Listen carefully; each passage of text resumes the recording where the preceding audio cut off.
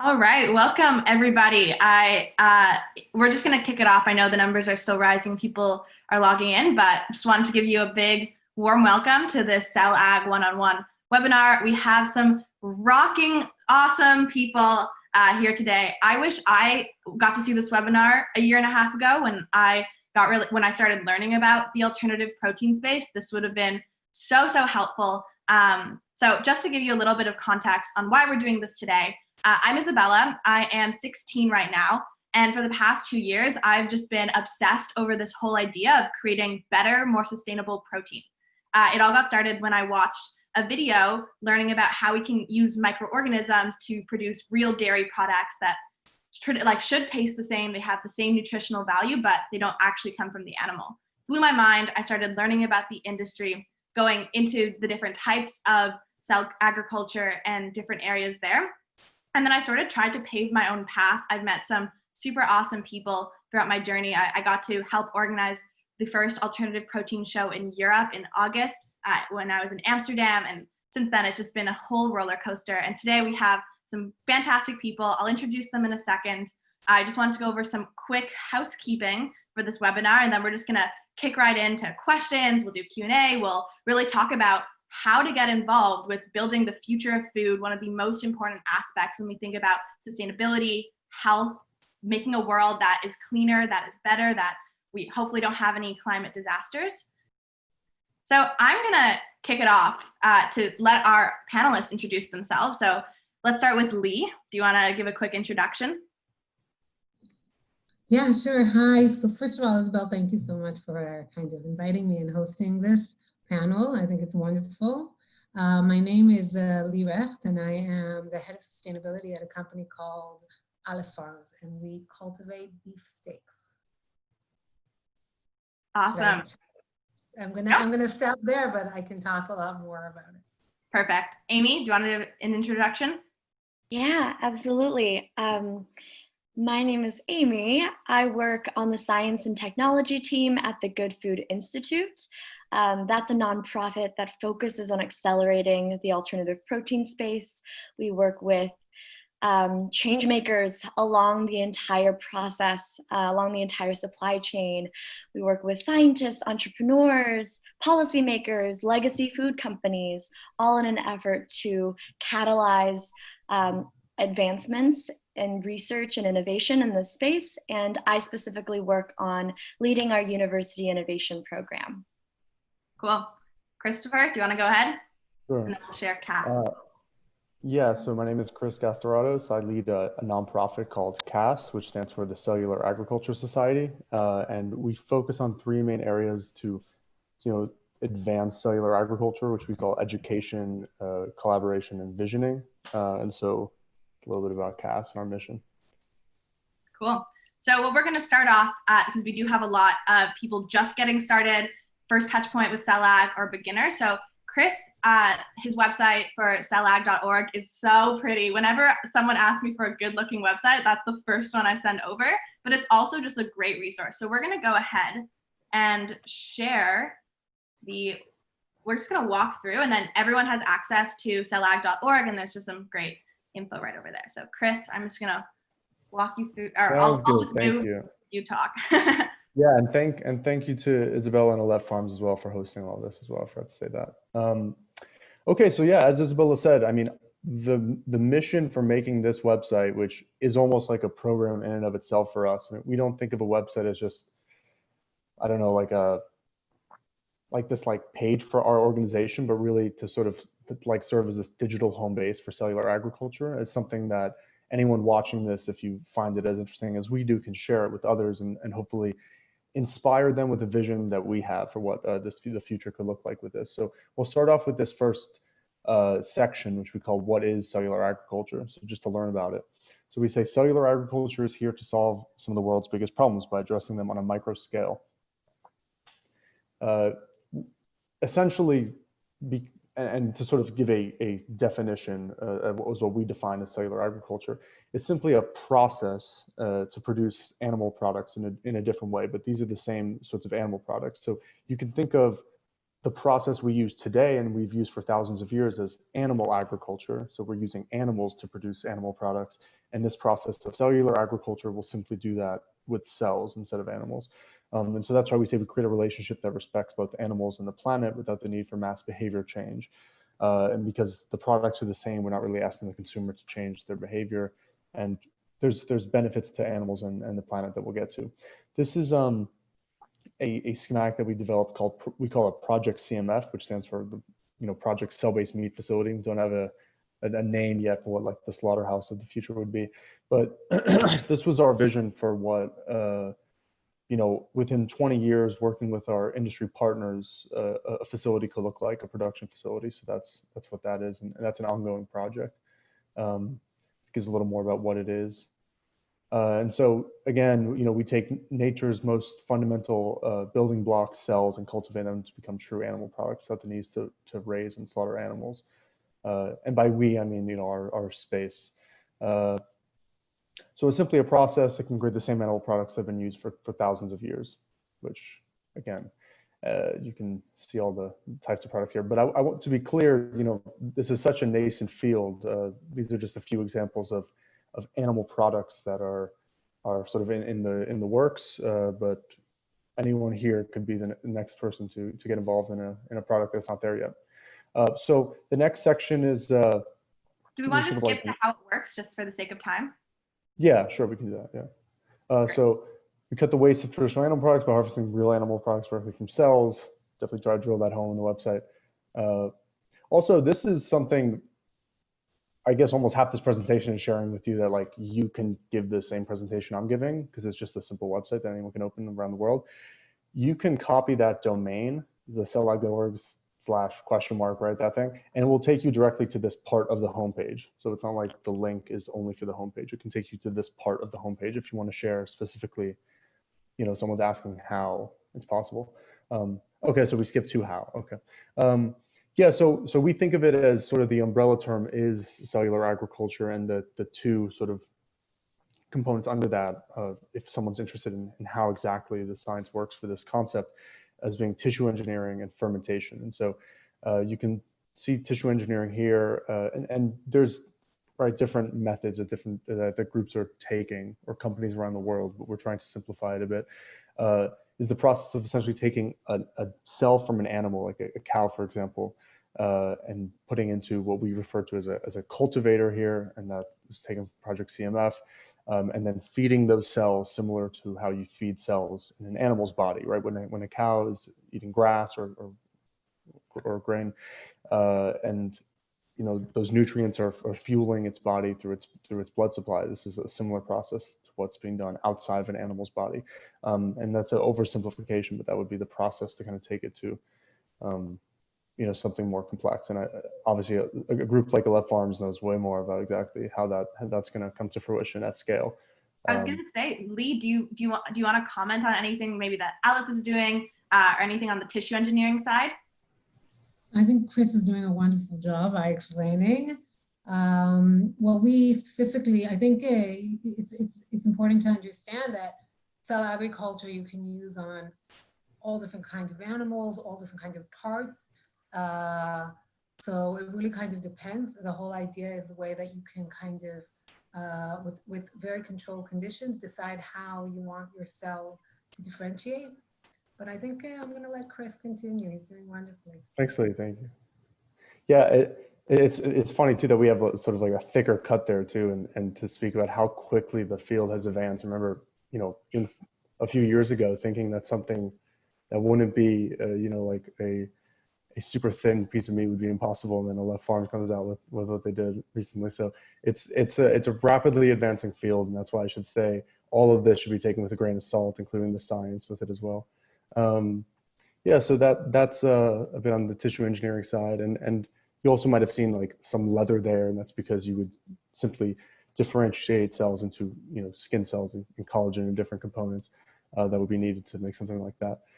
So for fermentation, this is the process of taking a microorganism and essentially reprogramming it with genetic modifications so that it would produce a protein. So for example, you can take like a microorganism would just produce, let's say, X like product, and if we change its DNA, instead of producing X product, it can now produce the exact proteins that are in dairy products, for example.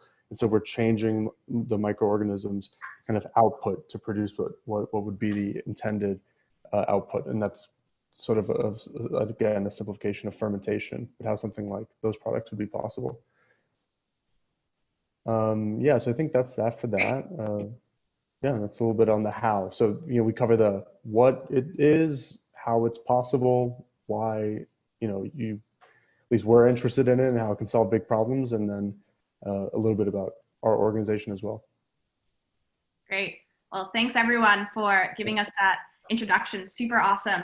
I would love to just kick it off with understanding how you guys all entered the industry. Because I know, Amy, you came from a public health background. Do you want to just kick us off how you ended up from public health and now like pioneering alternative protein across universities around the world? Yeah, absolutely. Thanks, everyone. And thank you so much, Isabella, for hosting us. So I have a background in economics and global health, and I really wasn't very interested in food, haven't been very interested in food for most of my life. And it wasn't until I started learning about the many pressing problems that are facing our world today, and then understanding how they all kind of link back to this need for food system transformation, that I started thinking, oh wow, food is at the center of any fight for global equality, any like fight for climate change, or against climate change, and really any fight for human health and prosperity. So yeah, I think in the very beginning I started learning about first the ways that our brains are kind of badly programmed for understanding like who deserves compassion and who doesn't deserve compassion. And I think it's a really interesting ethical question about, do we prioritize humans, only human suffering, or also animal suffering? Do we prioritize only the suffering of the people close to us, or do we also care about the global picture, about people who are suffering halfway across the world? Do we only care about those who are enduring hardship right now in this point in history, or do we also feel a responsibility to build a better world for the people of the future? These are, I think, really interesting philosophical questions, and at every turn, it's clear that the human brain isn't predisposed, it's not biologically conditioned to understand the suffering of those farther from us along each of these dimensions. And so it was actually from a philosophical standpoint that I realized, wow, it's really important for us to find a food system that doesn't run up against our planetary food or our planetary limits. We are very much we're out of land on this planet. We're out of fish in the sea.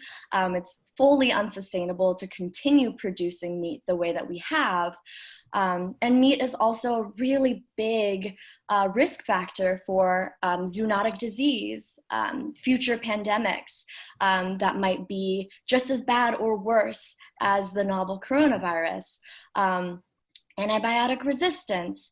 And also when we talk about the question of food security, especially as the global population continues to grow, it becomes really, really clear that we have to produce meat a different way. So I think it was actually from all of these like social philosophical angles that I thought, yeah, this is what I need to be devoting my career to.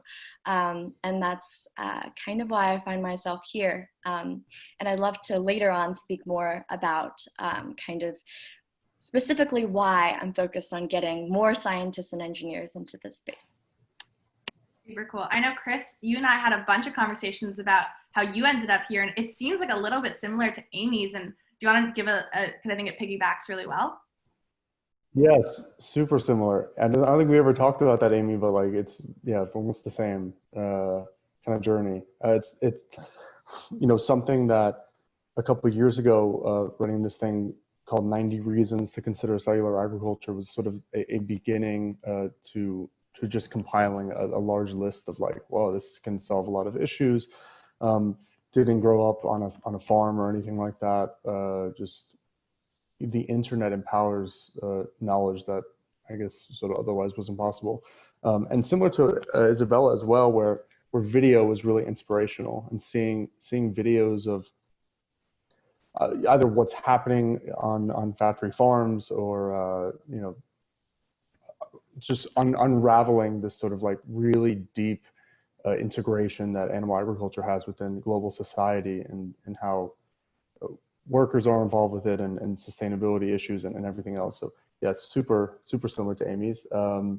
We just comment as well, you know, not only I think we struggle with sort of thinking beyond just that myopic view of like a domestic issues, like issues that just are around us. I think the scale is at numbers that are really difficult to think about as well. You know, you think of you might watch one video of an animal being slaughtered, for example, and if it makes you uncomfortable, and you realize that, or you know, any situation actually within animal agriculture, but you realize that, you know, there's billions, and if you include seafood, like trillions of animals that are experiencing that. And you know, the famous quote, I think, from like the effective altruism field is, you know, one animal dying will never feel, you know, 1 billion times less important than a billion animals dying, but it just feels like we can't really wrap our heads around it. I might maybe butchering that quote, but something along those lines. Yeah, so that's kind of my involvement as well in the space. Awesome. And Lee, Aleph Farms is like by far one of my favorite companies in the space, and I think you hold one of the coolest roles in the industry, which is around sustainability. And I think that's like one of the biggest reasons that I wanted to, because I was like, this is so awesome for sustainability. So tell me, how did you end up at Aleph, and then why sustainability? Why is that your jam? Okay. So I actually have to say I studied food science in my bachelor's degree. And when you study the food system, this was 15 years ago, okay? But nobody criticized the food system. Nobody came up and said there are inefficiencies or there are impacts on the environment. It wasn't discussed at all. So when I was studying, it was still very interesting, and there was a lot to learn, but nobody was really talking about these subjects at all. And I also understood that the studies are really interesting, but in the end, to be a food technologist in an industry wasn't exactly my type of, you know, it wasn't interesting for me. It was a lot of quality control, and I didn't really get to it. And then for me personally, I always had elements of environment and climate, and it was something that I really wanted to I wanted to explore more. And I went off and I did my PhD on renewable energies. I mean, I completely left the food system and I moved towards energy and renewable energies. It was obvious to me that that was something that was always going to be positive. I mean, you're always going to look at things and think, how am I going to do something that's going to also make me happy, and it may have me enjoy what I'm doing, but also really have a positive impact. And so that's what I went and did. And then I finished my studies, I finished my PhD, and even then I wasn't really 100% sure what I was going to do. And I'm telling you the story the way it is because today I really know what I want to do, but it took me a while, and it's a process that you need to kind of understand with yourselves as you grow into it. And then I started working around innovation, and I was working a lot with corporates and how they're implementing innovation. And sometimes it had to do with the food system and with the climate and environment, which was obviously my favorite subject. But sometimes I was working with cybersecurity and insurance companies and fintech. I mean, and then it kind of all, and it was really, I felt that I was moving from one subject to the other. I didn't really know how it all would kind of come together, but it did. It was clear to me that I was slowly building my expertise in my triangle. And my triangle is the food systems, innovation, and sustainability. And that's where I know that not today, and this took me a good while, right?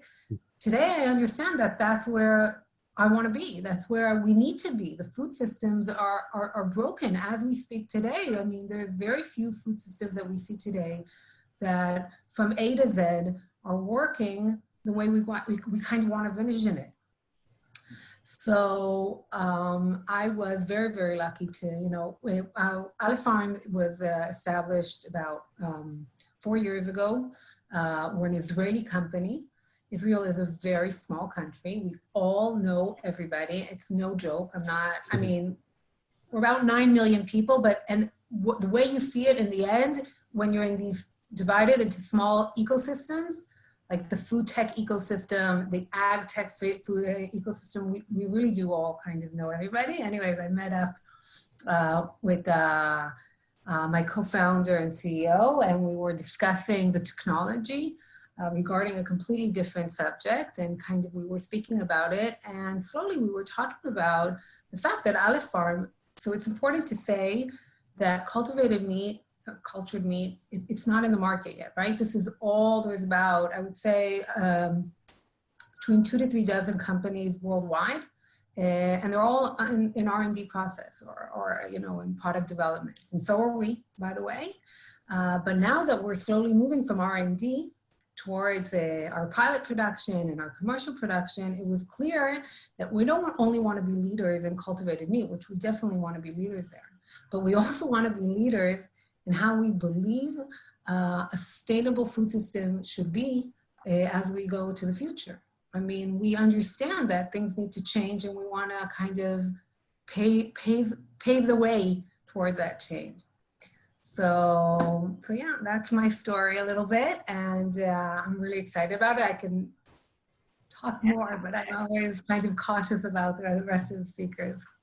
Fantastic. No, I think the common theme, and like as a young person, something I find really, really difficult is it's almost like we have to understand what we want right away. Like people ask, like, what are you passionate about? Like all these things. And like, I've been like learning about different industries, whether it was CellAg, and now I've been doing stuff in female healthcare for a while. And like, I still don't know what I want or what I want to study if I go to university. And it's just really hard in this world where there's like a billion opportunities, like even just within CellAg, there's so many things that you could do. And I think a common aspect of all of your stories is there was some level of exploration, and you didn't just like, no, it was like a lot of exploring. Yeah.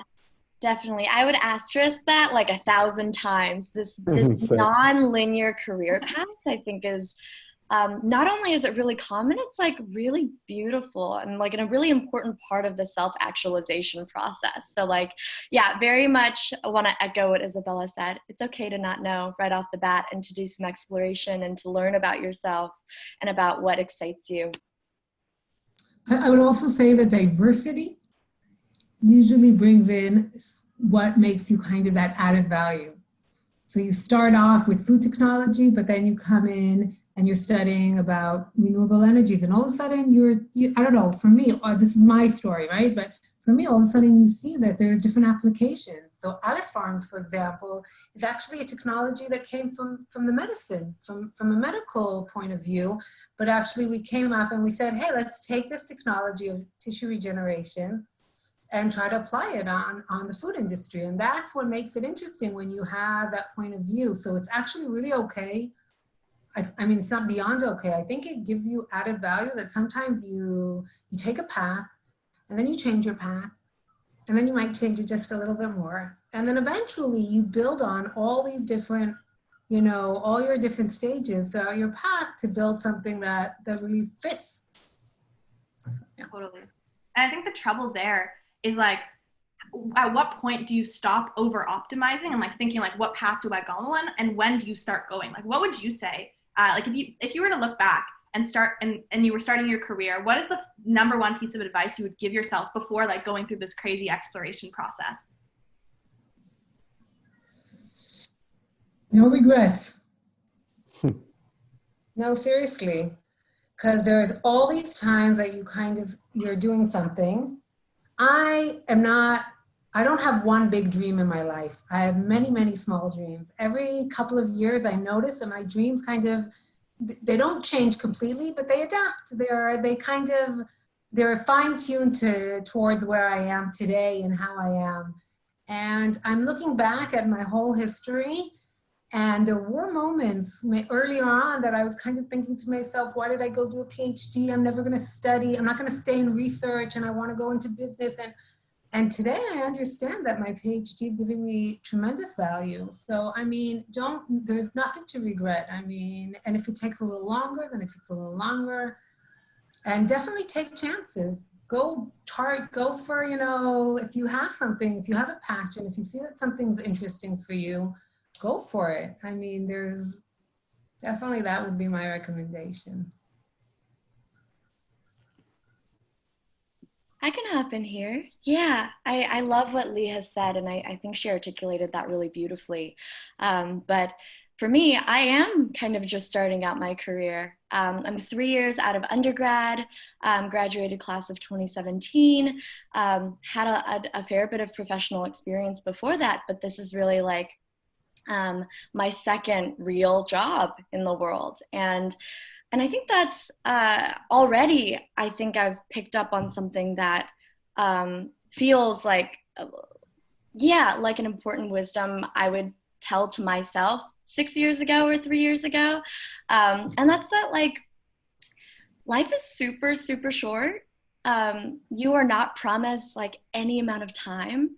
And it's okay to I think there are like two strains of conventional wisdom, and one strain is like you should spend your 20s and your 30s like building up skills so that your career can start and you can do what you love when you're 30 or 40.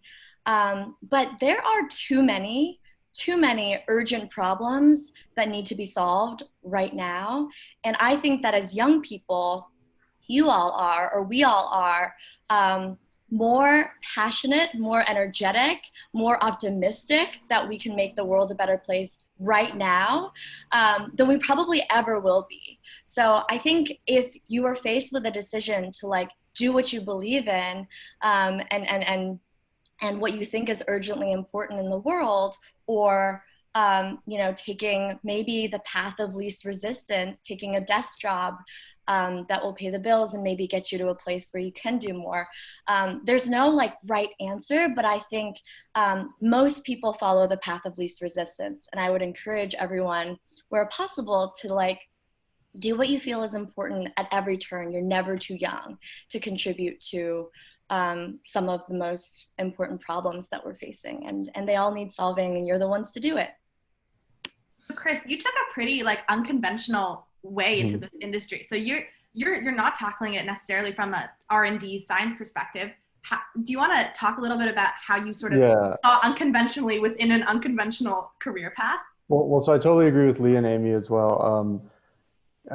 I mean, I guess there's so many things I think I would look back, if I knew a long time ago, would have been made the journey easier in some way, which has pros and cons, if even in that.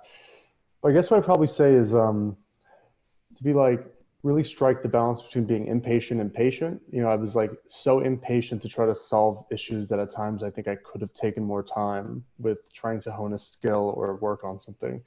It felt like immense pressure, either from my own like projection of what these issues are and how they're coming and whatnot, but also, you know, it was good that I felt urgency as well. So I think that was important. As for like my path, yeah, as Amy said, I think it just, and actually both of them said, it's just weirdly raveled out how it has. I started, CAS was a club, and it was just like to try to increase awareness on the topic of cellular. I mean, the thing is, especially with a space like ours, it evolves so rapidly. I think it's quite naive, especially in our space, in like the nonprofit space, to think we can just diagnose what's important this year and not evolve over time. I think that's how any organization and company sort of starts its demise. So there's always been a process of like diagnosing what is useful to the field and adapting to that. So there's always been a lot of change. So, you know, at first it was a club to sort of work at this local level. Then it was something, definitely adaptation is key. And then it just evolved. So I don't know, it's crazy to look back on how it all happened, but yeah, just always keeping the goal in mind as much as possible. And yeah, I'm also very hard on myself. So I think that is something that was good and bad at times, because I can be too hard on myself. But again, it really pushed a lot of urgency to do a lot within a short period of time, which I think was good. But yeah, just a couple of things. So we have like lots of different perspectives here. So the next question is, what are some of the hardest problems that you don't think enough people are working on? And I know, Amy, you're heavily trying to involve more and more young people. So do you want to kick it off with like what, like, I feel like, yeah, just you talk, what are hard problems not enough people are working on? Yeah, absolutely. I think Chris gave a really great overview of the cellular agriculture process, but really at every single phase of that process, there's a ton of white space and a ton of unresolved questions and technical bottlenecks that we have to overcome. So I think I'd say at like a really high level,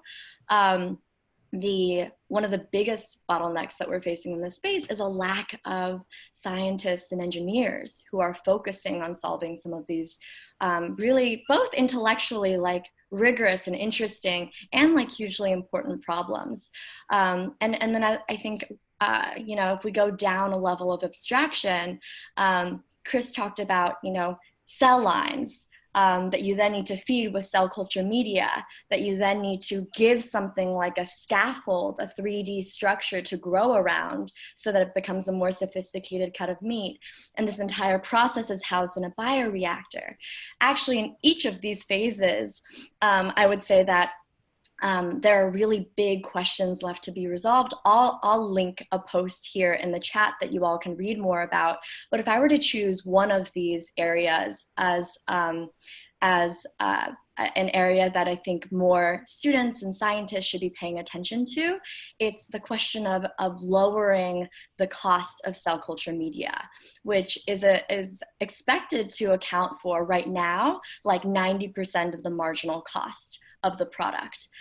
So if we're wanting to get cultivated meat to a point where it's not just, a beautiful steak that sits on a shelf somewhere because it's so expensive, and if we actually want to feed the world, we need to get it to a place that is at price parity with or even cheaper than conventional meat products today.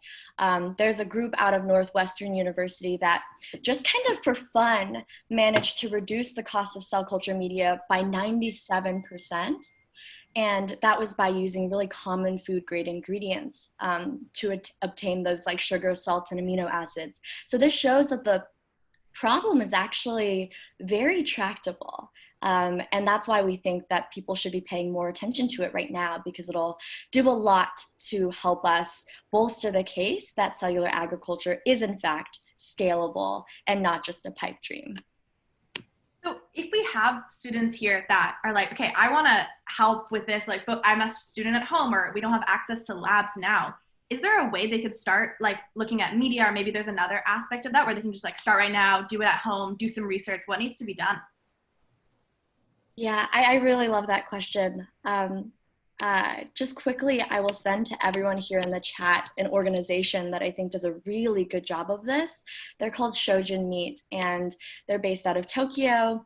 They have so many fun, just like DIY home projects where you can make cell culture media out of household ingredients, out of Gatorade and egg whites. And I think it's such a cool project. They also have a project where you can make a centrifuge out of a household fan. And so I think there are a lot of opportunities to actually tinker around with formulations like this just to learn the basics. But there's also a lot of potential to contribute novel knowledge to this field. I would encourage everyone to take both Chris's 5-day course at home to like understand the basics of CellAg science, and GFI also has a free online course that's a 6-week course, self-paced, that I'll also paste here in the chat. And we've had a lot of people who've taken that course and come out and started tinkering around in their home kitchens with different formulations, mostly on the plant-based side, and then gone off to start companies in this space. So I absolutely think that there's a role for high schoolers to be doing some really amazing research in this space.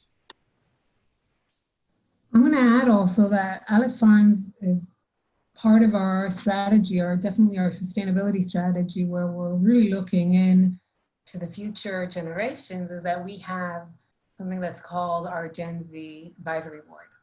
And the idea, well, and Isabella can tell you all about it because she's one of our advisory board members for 2020. But this is something that's really close to our heart. We are very, when it comes to sustainability, and maybe if it's okay, can I say a few words about our sustainability approach at Aleph? So the idea is that we are coming as cultivated meat, and even as plant-based meat, we are coming as an alternative to an industry that's very inefficient, very unsustainable. So just as being, just by existing, we're gonna be a relatively sustainable company, right? But the idea is, and this is something that I kind of mentioned before, is in the end, when we are not compared to anything, and we're just looking as we enter the future, we're going to be our own food system. We're going to be manufacturing our own food products. And it's really, we in Aleph Farms have put a really strong emphasis on the fact that we want to build our food production in a sustainable way. So what we've done basically is we are looking at 4 main pillars when it comes to sustainability. And I think it's really important to understand this holistic approach, because sometimes still today, when you're looking at the sustainability officers in different companies, sometimes they're being compared to all of these kinds of environmental organizations that are pushing towards a very specific topic. And it's not that it can't overlap, but usually it's a bit different, because here the idea is that we want to look at it in all aspects. So we have the environmental aspect of sustainability, and that's the fact that Aleph Farms has defined that we want to be a carbon neutral production line. So we want our actual production lines to be carbon neutral by 2025, and the whole supply chain, our whole supply chain be carbon neutral by 2030. When it means supply chain, it means everything. If we are taking out, if we're sourcing ingredients, if we're working with different suppliers, if we're thinking about the transportation of how we're delivering our meats. So all of these things are calculated, the carbon footprint, and then we want to have carbon neutrality. But we don't want the carbon neutrality just, there's different ways to get carbon credit, but we really want to make sure that we're working on a system that's utilizing renewable energies, that is thinking about how you can use byproducts of other production lines, how you can use recyclability, how you can think about different ways of sustainable sourcing and so on. So that's the whole environmental say. And of course, it's important to say that carbon is only one aspect. Of course, water and chemicals and nutrients and land and biodiversity, these are all aspects that need to be taken into consideration. Then we have our social sustainability aspect. And here we want to work together with the communities. We want to make sure that we're coming in as a new product in the meat industry, which is a very, very, very traditional old industry. We want to make sure that we're not putting any position in the job security. So we're making sure that we're not coming to replace the food, the conventional food and meat industry. We're coming to be another additional product, and we're going to need to collaborate with different people to go out in the market. And why not work with them? I mean, this is the best way for us to improve our food systems, is actually showing them how working together with cultivated meat is a win-win situation. So we're putting a whole strategy regarding social sustainability and how we can strengthen the communities and work together with livestock farming.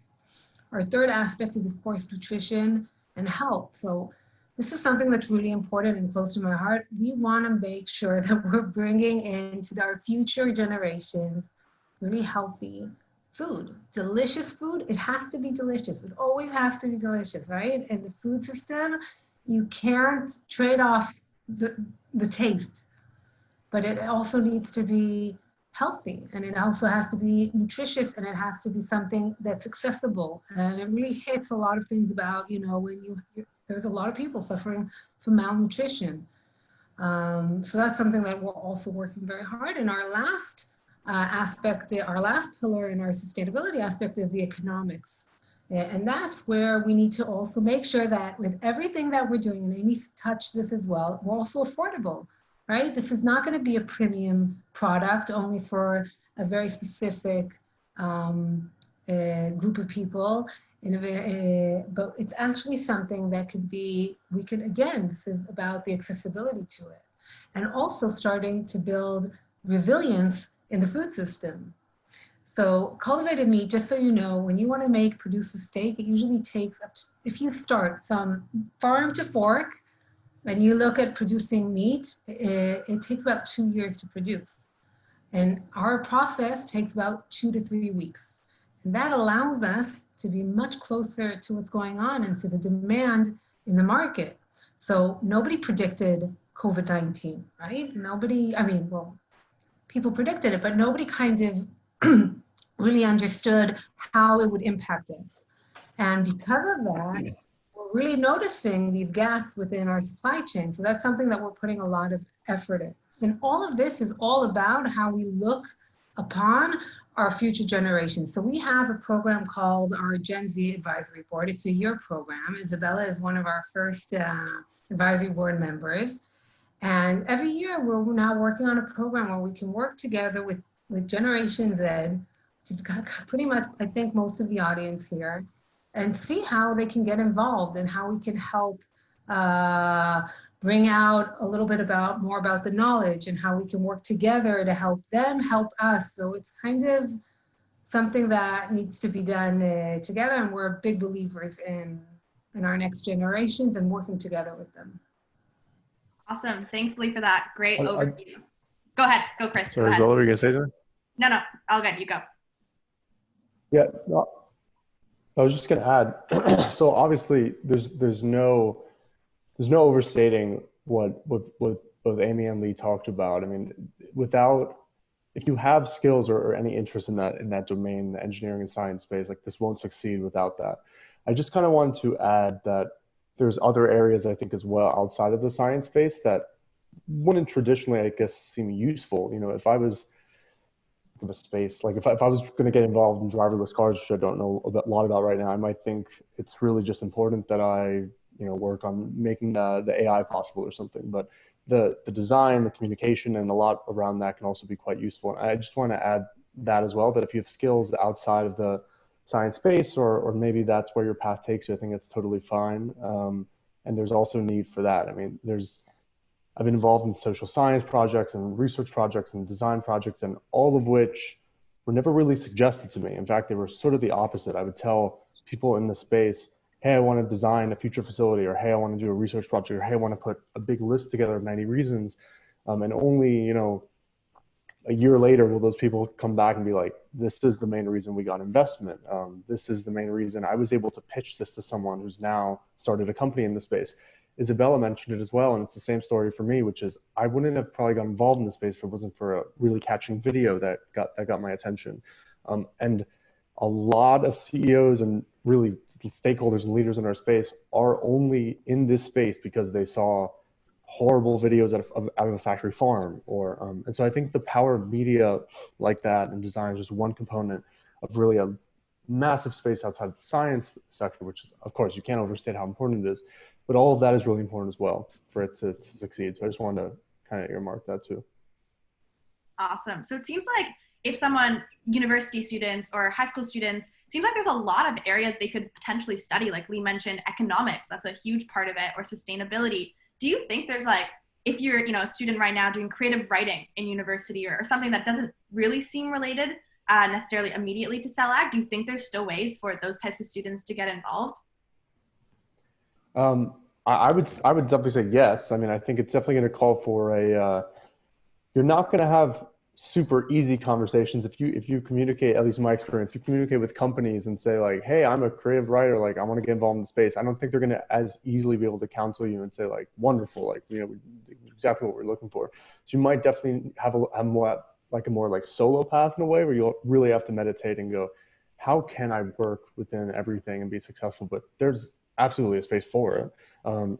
Just to plug our program as well, we have a CAS fellowship program that I think touches on a bunch of different areas within cellular agriculture, which will be, we think, quite useful. And a lot of those are outside the space. So feel free to email me and again, I'm sure companies can help. I'm just saying, I think it's a little more difficult when you might have a domain of expertise that's not exactly necessary or as impactful today in some way, but there's definitely room, I think.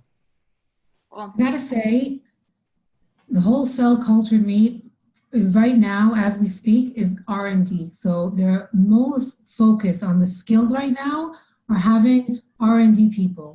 Most companies are gonna be 80%, if not more, R&D people. And you need very specific people for that. So creative content and writing is less relevant at this point.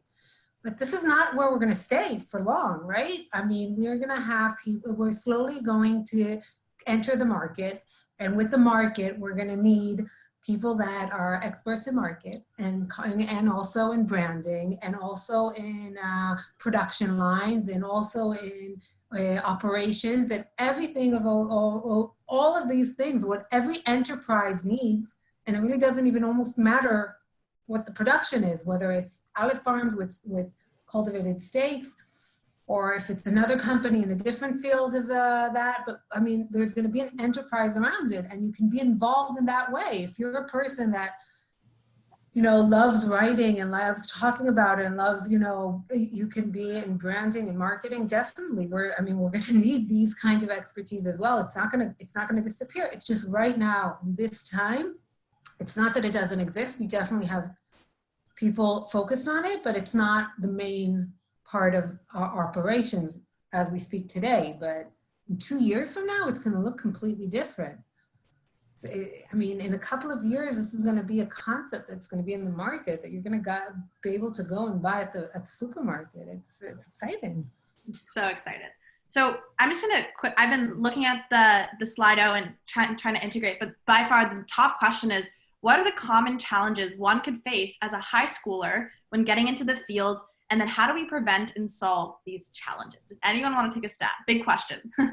I guess it depends how you get involved, but I would argue, maybe Amy could speak to this as well, strange point, but just something like you might experience like age discrimination a little bit. Like when you're younger, and even if you're extremely passionate, you might be extremely smart and have a lot of capability, a lot of people will not necessarily trust you in a lab, for example, and there's a lot around that topic. So I would just say, like, just really stay passionate and committed to it. But I just thought of that answer because I don't know if anyone's gonna add that. But yeah. No, yeah. that's super real, I think. Yeah. It's funny because I think we are slowly moving to a world where degrees don't matter quite as much as they did 10 years ago. And like the formal path of expertise doesn't matter quite as much as before. We value like more the person who's kind of scrappy and like picks up the experience in unconventional places. So I think you have that going for you.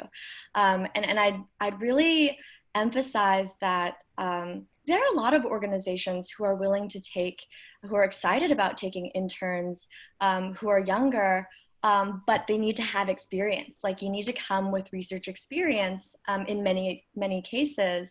And so I would encourage you all to pursue those kinds of opportunities while you're still in high school. CAS is obviously a great example of a program that empowers students who are a little bit earlier on in their academic careers to build like really cool skills and get lab experience in some cases.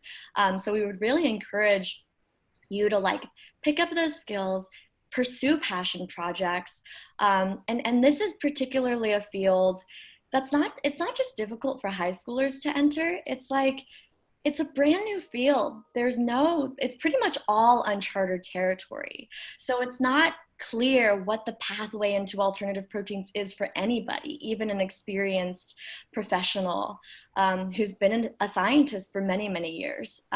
So I would also recommend that you all, I think, reach out to people, even if there isn't a formal listing, like reach out to see if there's any way that you can help given your skill set and your interests, and to not shy away from, I think, being a bit more bullish on those like cold emails, because this is a space in which you do have to be a little bit more creative to find opportunities for yourself. Yeah, I totally second that, Amy. And I think on top of that, this is such a nice field. Like it blew me away, I think, in the beginning, where I met so many people who were so generous, like beyond what I would think. as possible. I mean, I think the only reason you're going to maybe struggle with speaking with certain people in the space is just because startups are super busy, and as Lee spoke about, the majority of people are scientists, and so the communication side of things is maybe not as developed at this point. But at a conference, if you find someone's email and they're able to respond, like, I'd be super surprised if someone was not to be, you know, super friendly and try to help you out in some way. We all come from this, I think, from a really, the majority of our space, from like a very altruistic angle. We want to help the world in a positive way, and I don't think that means we want to exclude people who also want to come in on that mission. So yeah, definitely. I would say that, you know, as head of sustainability, I'm still like coping with so many challenges. Sustainability is like, today it's a bit trendy, so people are kind of enjoying it and saying it's great, but then there's a lot of other people that are gonna look at me and say, are you gonna like make everything difficult now, and you're gonna kind of change everything, and we have a process, and now you're asking us to you know, consider it additional aspects. And I mean, of course, not within my company, but you know, when you're kind of working with other people, it's not always so clear. So there's a lot of education. It's a lot about just like storytelling. And I'm saying this also about you guys. So, I mean, it's telling your story. What's your passion? What's, you know, the way you want to be. It's about being positive about it. It's sometimes, you know, you can be a little bitter when you have so many challenges, and it's really important to kind of take a deep breath and understand that progress is happening. I mean, it sometimes seems slower than other times. Sometimes it happens fast, sometimes it happens slow, but things are progressing, and we need to kind of stay positive. And when we stay positive, we really we engage, we bring in people. People want to be around, you know, positive changes. So that's something that I would kind of just like in general, just continue, be really like, try to focus on what's your passion. It's okay that your passion changes. Honestly, it's really okay. So if today it's cellular agriculture, maybe it's alternative proteins from plants or insects, or maybe it's something completely different. Just focus on it. See what you can learn from it. See what kind of value you can bring in it. And you know, and check yourselves constantly to see that you're in the right place. Love all of these points. And I think the big one that I'm really taking away is like, there's not really a path to go on. Like, there's not necessarily like a one way, please do this and that. I think right now we have an abundance of resources. Like, there's quite like there's a lot, like 2 years ago or 5 years ago, not the case. So I think there's a really big starting point for people, and they can just go. Yeah. I would encourage everyone to check out. I already dropped the link in the chat here, but I want to shout it out.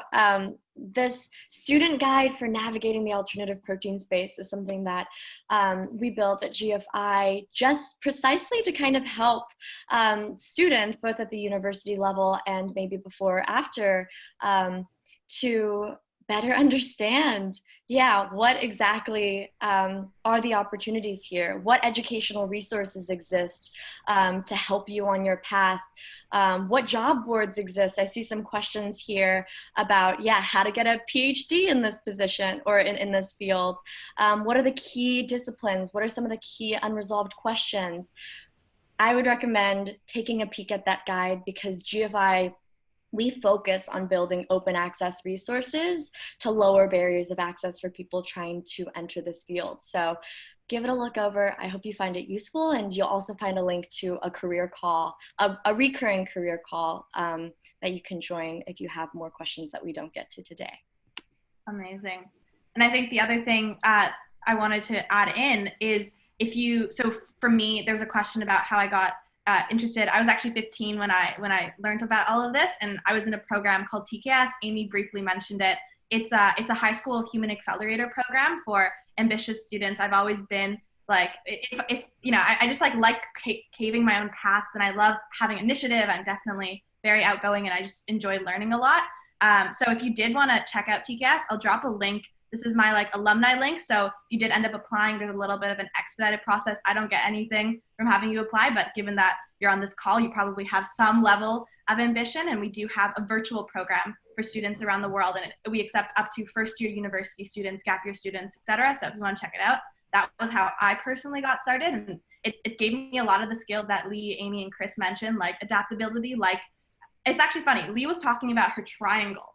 And I think that's just like a beautiful way to represent, like you explore a lot and you find out what your niche is. And the TCAS program structure, we call it a T, where you have like a breadth of knowledge and a depth of expertise. But that was an awesome conversation. I'm going to share everyone's contact information right on the screen. So do you guys have any last words? We have about a minute left, but I loved this. Thanks so much for coming on. I really, really appreciate it. And I'm going to share this to everyone I know. Yeah, thanks for hosting it. Absolutely, thank you. This has been a pleasure, and you can update my email because this is like the info for Aleph, but I have my personal email, and I'm more than happy to answer any questions. Lee, you want to drop it in the chat? Yeah, sure. Perfect. Yeah, I want to echo both of those sentiments. This was a fun conversation, and I know I love so many of the questions that came through here on Slido, and I'm a bit sad that we weren't able to get through all of them. But please do send your questions along, and we'll figure out some spaces where we can get those answered. Also, I think the last thought that I would want to leave off on is just it's just that we've done a lot today to talk about why we're optimistic about cellular agriculture, why we think it will change the world for the better. And I think most of us in this room probably buy into that same vision of the future food system where we're like, yeah, let's get there. Let's build a system that's good for all of us. But it's not inevitable. Like there are some true challenges that remain in between us and that future food system.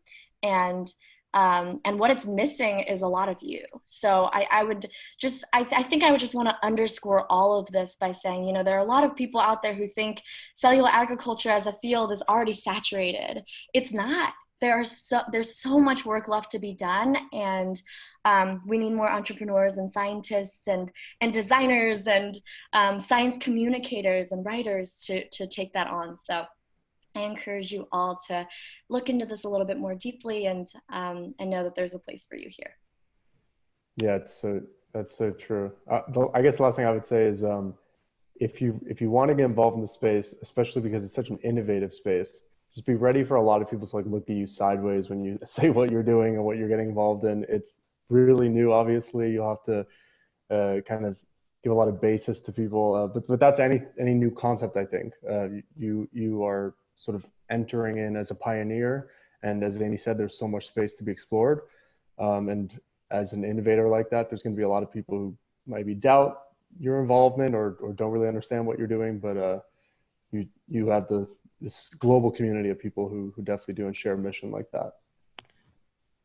Awesome. Thanks everyone for hopping on. We're going to end the webinar right now. I'll send a follow-up email with this recording for everyone, but it was really great. Thanks so much to everyone and the panelists for hopping on. All right. See you guys. Thanks so much. Take care. Bye. Bye. Bye.